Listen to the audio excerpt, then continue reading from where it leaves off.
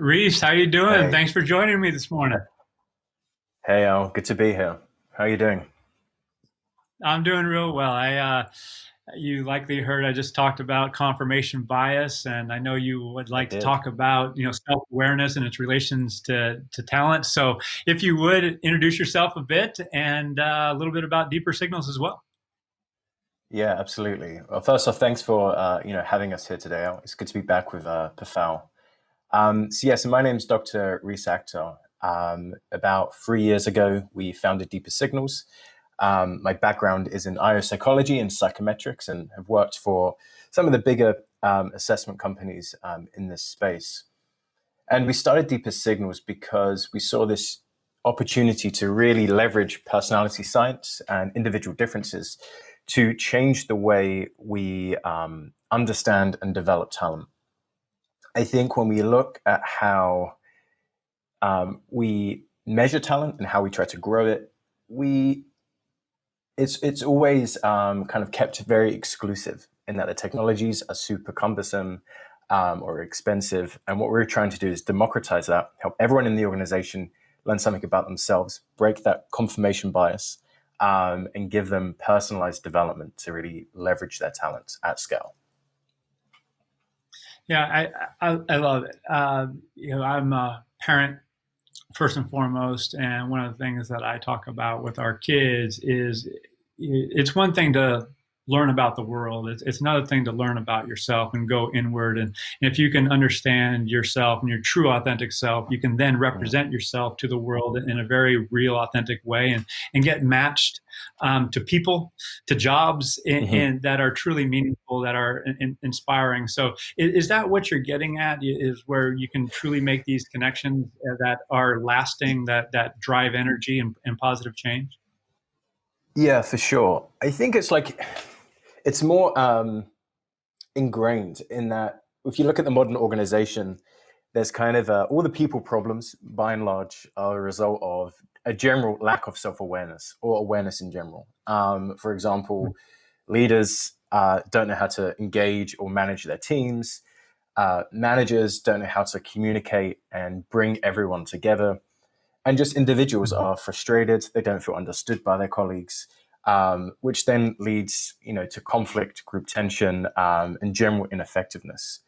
I think Mhm. the goal of Deeper Signals is to first help everyone understand kind of what their talents are, but also their risks, but then Mhm. use that to create personalized journeys to help people, maximize and build upon their talents, but then actually help organizations become self-aware and help them understand, their teams, their cultures, how to actually manage their people, align that with the talent and the strategies that they want to pursue.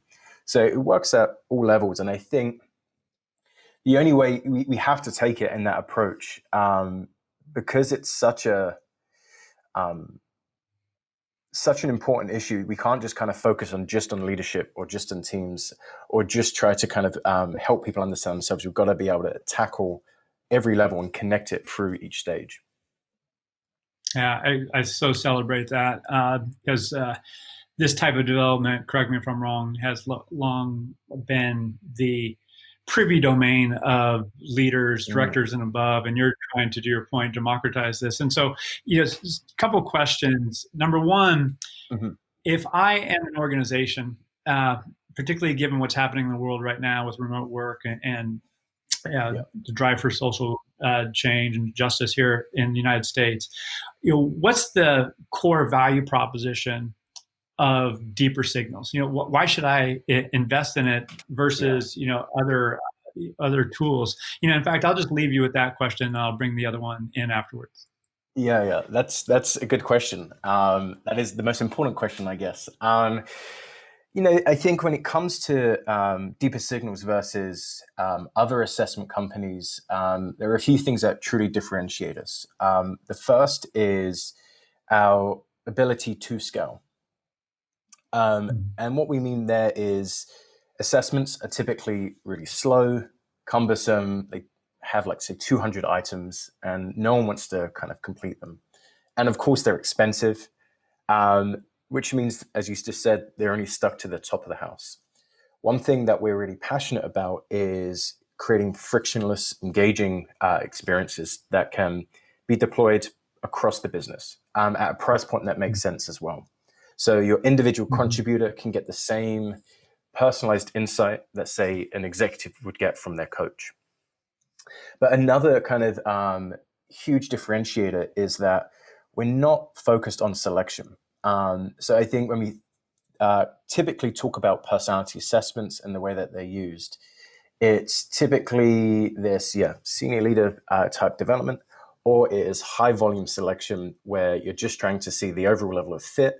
If you meet the certain threshold, you're kind of reduced in that shortlist and you move on to the next stage.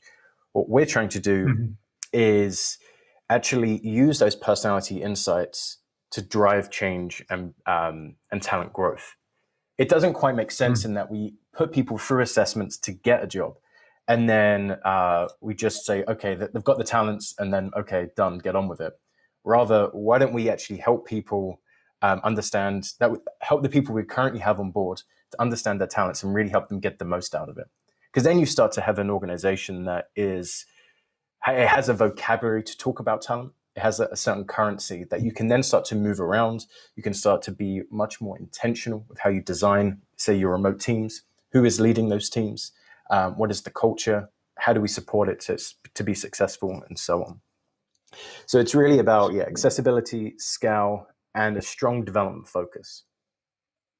Well, I love it, because it's a good lead into the follow-on question that I had. Is what I'm hearing is that there's a clear value proposition for the individual, him or herself. In other words, many talent processes historically have been about the organization's need, not the individual needs. Thus, the propensity to answer honestly or answer at all. Think about talent cards, that were never filled out or not kept up to date or what have you. But this is something where I have the benefit of actually engaging with this. It's going to help me have not only more successful exchanges at work, but it's going to help with my personal growth, potentially my relationships, and benefits beyond the workplace. Is that a fair statement? Yeah, absolutely. I think we talk about our assessments as that we don't want people to feel tested. We want people to feel understood. And that's precisely the reason. Like, we don't want to, it's not a high stakes situation when you're taking kind of one of our tools. It's there to help you uncover something about yourself and help you really maximize the talents that you have. It's not about a certain fit or a certain profile that an organization needs. In fact, our current thinking is, historically, we've talking about culture fit and kind of matching people to certain profiles, like a high potential profile and so on. And when we talk about D&I and wanting to create more diversity in an organization, the whole approach doesn't make sense anymore, because you're just going to have replicas. And so if we can help people understand, what makes them most unique and help them better leverage and deploy those talents, no matter what the job is or what the situation is, I think you're going to have a more diverse organization, but one that is much more agile and much more resilient, because you've got many different skills being fully amplified. But it's also to the second point, to this idea, what you said around kind of the talent assessment process is typically organizational, not on the individual. And I think that all the innovation that has happened in the assessment space over the last 5 or so years has been, how can we, the assessment developers, create faster, more flashy ways of analyzing people, but actually not giving anything back. And it's trying to shift that mindset away from viewing individuals as something that we need to do something to rather actually bringing people along in that process. Love it. It dawns on me as you're talking, particularly given your background in IO Psych, I imagine you have a lot of opinions and ideas on this, is there are so many healthy constructs out there, from growth mindset to empathy to really having a affirmative inquiry, all these things, but bringing that to power of habit is something else. So the idea that we have goals in this regard, that we're striving Mhm. either organizationally or individually towards a certain end that represents excellence. I mean, what are some of the constructs that you advocate, or do you not advocate for a certain, construct? And before I let you answer, I'm thinking of like Microsoft that changed their organization around growth mindset, this insatiable Mhm. curiosity and willingness to learn. And then I'm asking questions of other organizations, are you adopting something similar? If so, how are you bringing that to life? How are you reinforcing it? And oftentimes the conversation just drops. And so I hear what you're Yeah. saying, but what's being done doesn't support that goal. So are there any constructs that you advocate, and are there means in which to support that through deeper signals or other programs that you Mhm. would advocate? Yeah, I think so. It's always important to kind of go back to the science, because I think some of these concepts like growth mindset and grit and so on are tied into nice ideas, but not always backed up by scientific studies that show how do we change behavior or how do we work to our top performance. One thing that Mhm. we really encourage organizations to strive towards is kind of this meta construct of self-awareness. If you can become Mm. self-aware in that you have individuals that are aware of their weaknesses, you're going to find leaders are going to be more inclusive. They're not going to have that confirmation bias. They're Mhm. going to be very sensitive to their weaknesses and not be overconfident or overestimate their talents. But you're going to have Mhm. a culture whereby teams can accurately describe, okay, this is my colleague, they're feeling very passionate today. I can identify what that behavior is. I can identify what the risks are and how I, as a colleague, can manage it. So if we start to become more self-aware about our strengths and our risks, we can then start to be more intentional about the decisions that we make, start to think through some of the consequences, but actually become more empathetic, have a better theory of mind about our colleagues and about other people that we work with, which will then make us more cohesive, more collaborative, and better, and so on. So it's less about kind of Yeah, chasing a certain goal or ideal, but actually thinking much more inwards and just becoming more self-aware, and then the other things start to fall into place. got it. No, I really like that. Let me ask this. Can you share a example of a weakness, and how that is it merely identifying that I am not good at this, therefore I should Mhm. stay away, or is it's a weakness, therefore I should work to improve it? Can you give me an example of what that would look like if I'm a Yeah. worker in an organization involved with deeper signals and I see, okay, I have this weakness. What might that be, and what would be an action that I would take as a result? Yeah, for sure. I think it's we have this idea of like always playing to your strengths, and there is some truth to that. But I think we should more and more play to our weaknesses. And Mhm. our approach is we see our strengths and weaknesses as kind of being two sides of the same coin. And when we look at the more Mhm. recent research around kind of maladaptive or dark personality traits or talents, you see this thing as like a too much of a good thing. So if you're very diligent, very organized, traditionally what we see in the science to be top predictors of performance, if you have actually too much of Mhm. that, that creates rigidity, inflexibility, and gets in your way as you're trying to adapt to changes, like COVID, for example. I think those organizations that were Mhm. very process orientated and those people that really thrive with structure definitely found the first half of this year very stressful and difficult because they were swimming at sea without kind of any direction.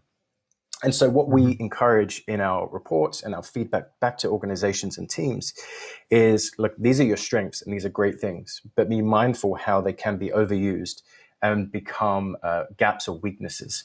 And so, you should actually Mhm. start to lean into the opposite of your strength. So, if you're very organized, you should start to try to become more flexible. If you're very curious, try to become a bit more pragmatic, and so on and so on. And Mhm. it's not about asking an organization or a team to just become completely balanced and aggregate into the middle. But it's rather just being more Mhm. mindful of where that curiosity could become, eccentricity, or you're just iterating for the sake of it rather than, you should be a little bit more practical and focusing on the here and now. So it's a much more nuanced approach. And you see this in our reports, in that the way that we give feedback to people is following this narrative. Like, this is what you're good at. This is how it can be a challenge.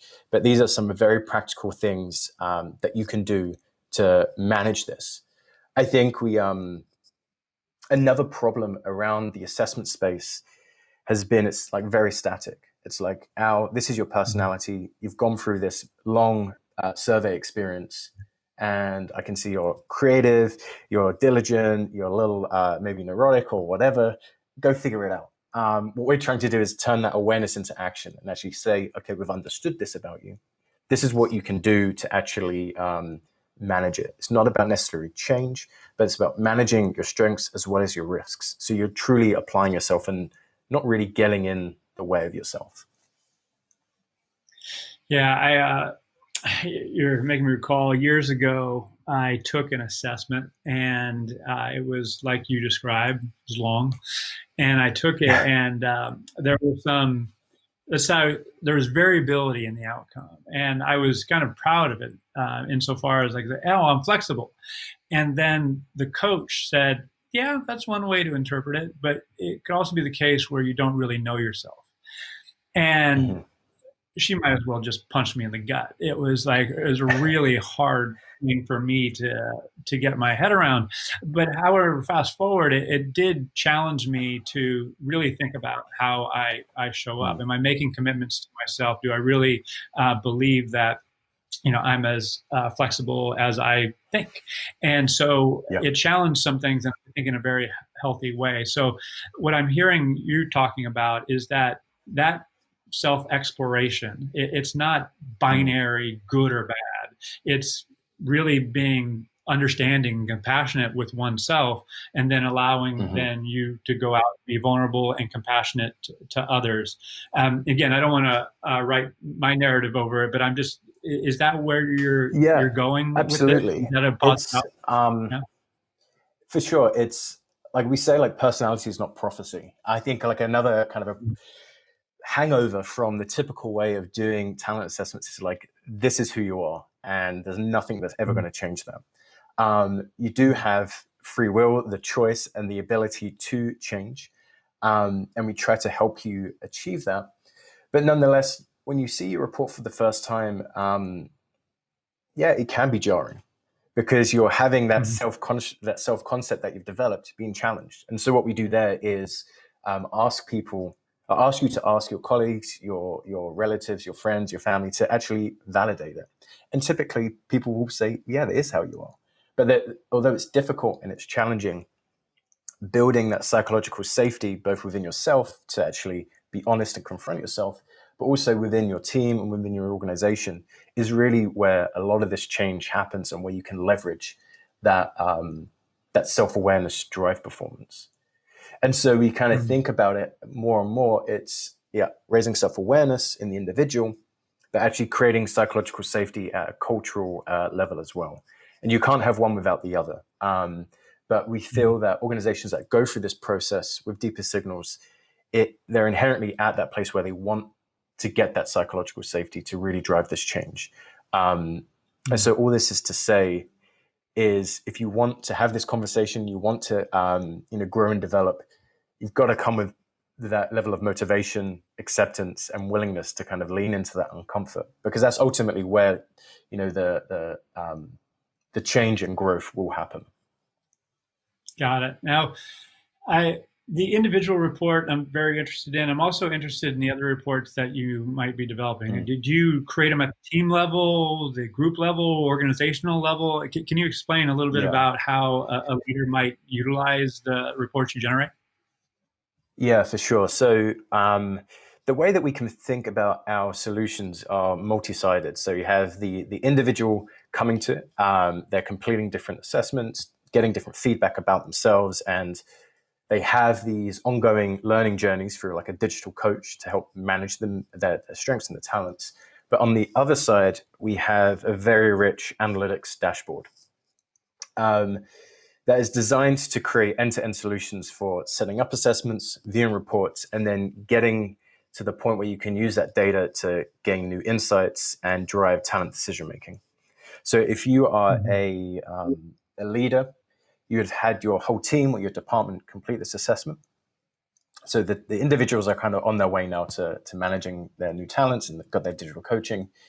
But you as a leader can now start to model out like what is the cognitive diversity within this team? Like what are the different thinking styles? How are they solving problems? How are they collaborating?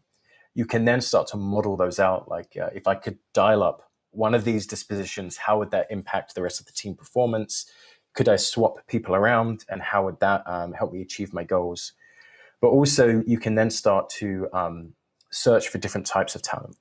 So this is a great way of, say, debiasing some of your assumptions, because you as a leader can see, okay, are my top talents, like what is really driving that? And are there other people in the organization that fit that profile, but I've overlooked and have not given the development, support, and recognition that they really need to, really thrive within this business. And so it's about bringing more data at scale to really drive that talent conversation. Because again, back to what I said earlier, there's only two approaches to assessment. You've got the high volume selection, which just narrows the funnel, or you have the exclusive, expensive, leadership tools. And kind of everything in the middle is kind of done on a bit of intuition and maybe some performance reviews. And that's kind of it. What we're able to do is help everyone, help organizations give the same data point, across everyone in their organization. And then it gives you this unique view into, your actual talent and what your actual values are, rather than kind of saying you as a leader, I think this is the type of talent we have, or this is the values we have. We can actually bring data to that and show you really how people are behaving. Yeah, that's it. That last word I just want to pick up on. You're getting me all excited because I have something called the Talent Assessment Development Framework I've talked about for a number of years. And recently, I think 2 weeks ago on the show, and there's 10 dimensions, and I'm not going to go through them all right now, but it starts with skills and behaviors, experience, and contributions and accomplishments, education / knowledge. So those are 5. I'll stop there. But the skills and behaviors. So skills are relatively easy. There's, again, I can debate that, but behaviors have been kind of the missing element, because I want somebody who is committed, somebody who's kind, somebody who is curious, someone who gets things done on time. But that has been a very esoteric idea, and it's also been something that we try and assess in a short interview, and bias all over the place, right? So what I'm hearing is that gap right there can be filled with your solution, and you have a bunch of data to support that. And if that's the case, it then invites the question for me: what's the breadth of that data? What's the frequency in which that data is collected? Is it ongoing? Is it once a year? Is it once every half year? But just to play back, can leaders kind of add questions to the item pool to ask individuals? Is that right? I just the full was the frequency in which collected, and what's the breadth of that data? And in other words, can I ask my own questions? If I want the culture to be a certain way, can I, or do you go back and say, no, we're going to use the stuff that's validated by science, and so what's your position on that? Yeah. Sorry, I got you now. The connection is just a bit ropey. So we, our background is, I as psychologists and scientists, we all have spent too much time in academia, playing around with these things. It's kind of ingrained in us now. So all of our tools with validated on, hundreds of thousands of people across the world. And so what this means is the insights are going to be reliable and accurate. And then we actually also use machine learning to further tune our scoring models. So it's like super predictive of critical behaviors. So that's kind of the input side of things. Now we're able to capture how people change. So people can come back into the platform, answer more questions, tell us how their behavior is changing, growing, what are they working on, to really start tracking their progress. So you as a leader can start to see how your talent is growing and changing and adapting depending on what it is working on. And on the platform side of things, leaders can build their own workflows. So if there's certain questions they want to ask from the data, we empower them to do so. We have the ability to deliver their own development content as well. So everything about our reports can be customized to meet, certain internal needs and development programs. So if it's for example, Company X University, we can put those materials in as well. So everyone is not only getting scientific and accurate feedback, but it's being related back onto existing competency frameworks or development tools that the company has already invested in. So it's not about adopting this whole new process. We fit in very nicely to what you currently do. Got it. I mean, I know that's been historically a sore point for some. It's like, oh, that's your model. Mm-hmm. But what I'm hearing is that you can accommodate the culture and realities that they want to create, particularly in this remote work environment. Some of the kind of mental models can be argued that, hey, that's not appropriate because people aren't physically together all the time. And as I talked about at the outset of today's show, the idea of satellite offices and, is that going to require different behaviors, different level of empathy? Is it going to be more questioning? Is it going to, because the energy in the room is, I mean, there's no room. So anyway, that's really that's exactly it. good. You can enter in your own, narratives and go pick and choose what is most appropriate. Is that right? Yeah, for sure. And just wanted to make one final point around remote working, just that given that is increasing like the way we're going to be working now for the foreseeable, because I can't see even going back, becoming more self-aware of our own talents, but also each other is more and more important, because managers and colleagues aren't going to be on the front lines with people, seeing how they behave, interact with them in the normal kind of approach. And so if we can have some data-driven insights into how people behave, why they communicate the way that they do, we can start to actually build a bit more cohesion, a bit more understanding, despite people being physically in different places and only communicating through digital means. Yeah.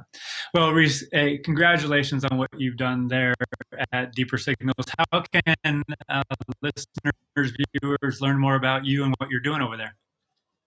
Yeah, absolutely. So they can get me on LinkedIn, but the best way would just be through our website, so deepersignals.com. So get in touch, and we'd love to chat with people some more. All right, Reece, thanks for being here today. Look forward to hopefully seeing you in person before too long. Where are you based, by the way?